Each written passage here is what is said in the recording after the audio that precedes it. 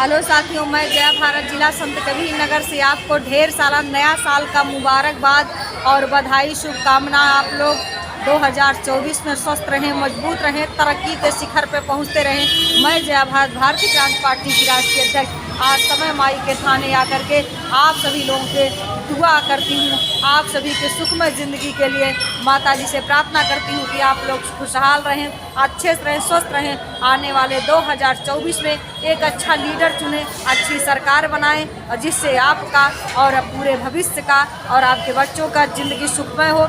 आपके बच्चे पढ़े लिखे होशियार बने, मैं आपके बच्चों को यही आशीर्वाद देती हूँ। और हमारी माताएं बहनें, हमारी बेटियाँ सभी लोग खुशहाल रहें और हमारे किसानों लोग की खेती जो है लहलहाती रहे। हमारा नौजवान बॉर्डर पर देश की रक्षा करता रहे और हंसते हंसते अपने घर भी आता रहे।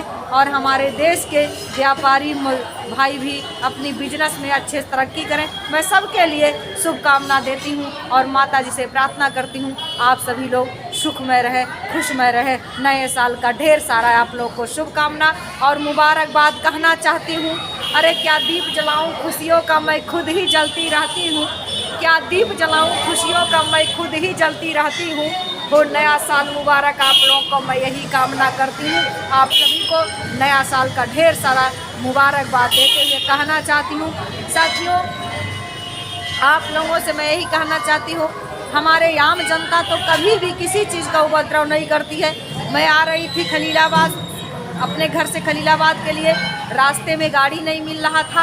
हमने पता किया तो लोगों ने कहा कि अनशन चल रहा है, ड्राइवर लोग अनशन किए हैं क्योंकि सरकार ने जो नया नियम लाया है जिसके माध्यम से कहीं एक्सीडेंट हो जाएगा तो उस पैसे को मतलब जुर्माना 10 साल का होगा और 5 लाख रुपया देना पड़ेगा। तो ये ड्राइवर कहाँ से देंगे, इसलिए ये लोगों ने धरना वहाँ पर दिया है। तो हमने कहा ठीक है भाई, अपने हक की लड़ाई हर लोग लड़ते हैं। अभी कोई ही पर टैक्स लग जाता है व्यापारी का तो व्यापारी भी लड़ जाते हैं। अभी अगर कहीं टैक्स अगर कहीं कोई घटना हो जाती है, चाहे किसी विभाग में कोई भी नियम लागू होता है, सब लोग लड़ जाते हैं, लोग धरना पर देते हैं। चाहे वो व्यापारी हो, चाहे वो वकील हो, चाहे वो शिक्षक हो, चाहे वो ड्राइवर हो, चाहे देश का कोई भी किसी पद पर हो, लेकिन सिर्फ धरना और प्रदर्शन एक लोग नहीं देते हैं। उनका नाम हम बताना चाहते हैं, वो देश की आम जनता। क्योंकि जब महंगाई होती है, 10 रुपया किलो प्याज था तो भी सर झुका के ले लेते हैं। 100 रुपया प्याज होती है तो भी सर झुका के ले लेते हैं।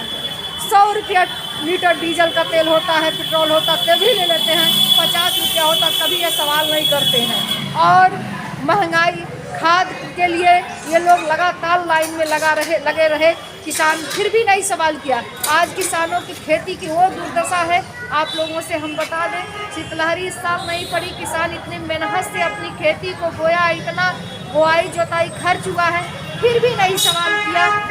न धरने पर बैठा, न प्रदर्शन पर बैठा, न किसी चीज़ पर बैठा। मैं कहना चाहती हूँ, बाबा साहब ने कहा था कि जब तक आप संघर्ष नहीं करोगे, संगठित नहीं होगे, शिक्षित नहीं होगे, अपनी आवाज़ नहीं उठाओगे, इस तरह अभी हमको लोगों ने कहा 4G हमारा चैनल नहीं चल रहा था, मतलब नेट नहीं पकड़ रहा था। तो हमने दुकान वाले से बताया भैया नेट नहीं पकड़ रहा, तो उसने कहा नेट इसलिए नहीं पकड़ रहा कि ये 4G है, आपको 5G लेना है। हमने कहा अगर 5G ना ले तो कहे तो नेट नहीं पकड़ेगा। तो हमने कहा कितने का मिलेगा 5G फोन, तो उसने कहा, हमने कहा कन्वर्ट कर दो, उसने कहा कन्वर्ट नहीं हो सकता है, 5G आपको मिलेगा 15,000 में। हमने कहा कि अगर सबके लिए समस्या क्या, सबके लिए समस्या, धीरे धीरे सबको 5G बदलना हो।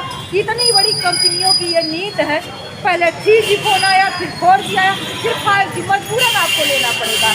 जिस तरह से मोदी जी ने मजबूरन आपको आधार से लिंक कर दिया, मजबूरन जो काम करते हैं, ये सब हमको पता चल गया है कि जो शासन वाले हैं ये और ये जो व्यापारी हैं सब मिले जुले हैं। ये जो भी काम करते हैं, आप ना चाह करके कि हम ये काम नहीं करेंगे, फिर भी जबरन आपको करना पड़ेगा, क्योंकि व्यापारियों का और प्रशासन का साठगांठ बहुत अच्छे से चल रहा है, बहुत ही अच्छे से चल रहा है। और केवल साठगांठ हमारा नहीं, क्योंकि हम आम जनता हैं, हम हमेशा महंगाई की मार सहते हैं, बेरोजगारी की मार सहते हैं।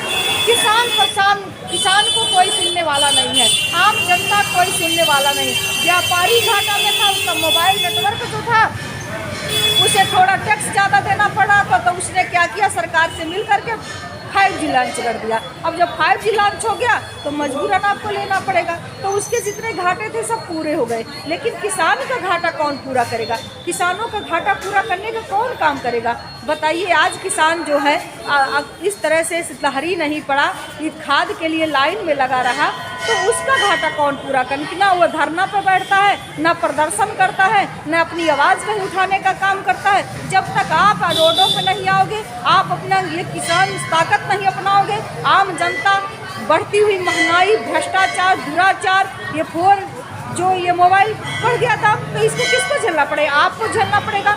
गाड़ियों के दाम महंग हो रहे हैं, ये किसको झेलना पड़ेगा? आपको झेलना पड़ेगा। डीजल के दाम बढ़े, किसको झेलना पड़ेगा? आपको झेलना पड़ेगा। पेट्रोल के डीजल दाम बढ़े, किसको झेलना पड़ेगा?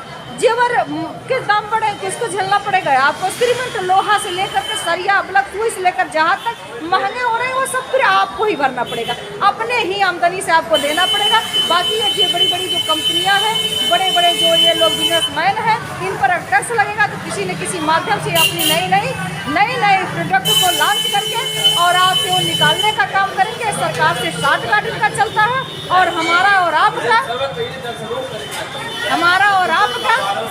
आवाज़ सुनने वाला कोई नहीं है।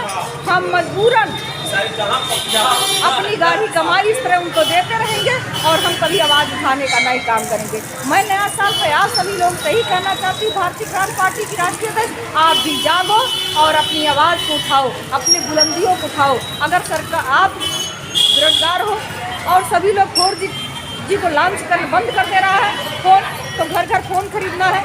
लगभग 1 अरब 40 करोड़ लोग फ़ोन खरीदेंगे, तो ये 1 अरब 40 करोड़ फ़ोन कहाँ जाएगा? आप लोग विचार करो। अब इतने रुपये आपसे ही लेगा, किसी न किसी माध्यम से आपको देना पड़ेगा। तो मैं यही चाहती हूँ कि आप लोगों से हाथ जोड़ करके आप लोग अपनी आवाज़ उठाने का काम करिए। मैं जय भारत। आपके सब्जी बड़ी बड़ी कंपनियां जो भी प्रोडक्ट लाती है, आपकी जो पुरानी प्रोडक्ट रहता है वो ख़राब हो जाता है, तो पुरानी प्रोडक्ट आपका वापस लिया जाए, उसी दाम पर वापस लिया जाए। इसके लिए आप आवाज़ उठाइए। मैं यही आप लोगों से कहना चाहती हूँ। जैसे LCD है, आप पहले आपके घर टीवी था, अब LCD हो गया, तो टीवी क्या हुआ? 200 रुपये में बिक गया, कबाड़ में चला गया। आप 10,000 का लाए थे, 15,000 का लाए थे, 20,000 का लाए थे, वो कबाड़। आपने कभी अपने प्रोडक्ट को वापस करने के लिए आपने कभी आवाज़ नहीं उठाया। मैं देशवासी, प्रदेशवासियों और किसान भाइयों, आप लोगों से ही कहना चाहती हूँ, नए साल पर मैं देशवासियों आपसे यही कहना चाहती हूँ, आप लोग अपने पुरानी प्रोडक्ट को वापस करने के लिए, अगर नई प्रोडक्ट ये लोग लॉन्च करते हैं, तो पुरानी प्रोडक्ट वापस करने के लिए आप लोग अपना आवाज़ उठाइए। मैं जय भारत यही आप लोग से कहना चाहती हूँ। आप सभी साथियों को नया साल का पुनः बधाई और मुबारकबाद। मैं आप लोग सोचते हैं नया साल का ऐसा क्यों कहा है आपने? मैं नया साल हो चाहे पुराना साल हो, मैं हमेशा समाज को जगाने का काम करती हूँ। नया दिन हमेशा है, रोज़ है, आने वाला है। जो आज है वो कल नहीं आएगा, और जो कल है वो आज नहीं आएगा। इसलिए मैं आप सभी को नया साल का मुबारकबाद देते हैं यही कहना चाहती हूँ, आवाज़ उठाओ, उठो। मैं भारतीय क्रांति पार्टी की राष्ट्रीय अध्यक्ष आप लोग को आह्वान करती हूँ, जय क्रांति जय विकास के साथ आप लोग आगे बढ़ो और अपने आवाज़ को बुलंद करो। जय हिंद साथियों, जय भारत साथियों। माता जी के थान पे आई हूँ। आप सभी को, आप सभी देशवासी, प्रदेशवासियों को हमारे तरफ से जय माता दी, जय माता दी।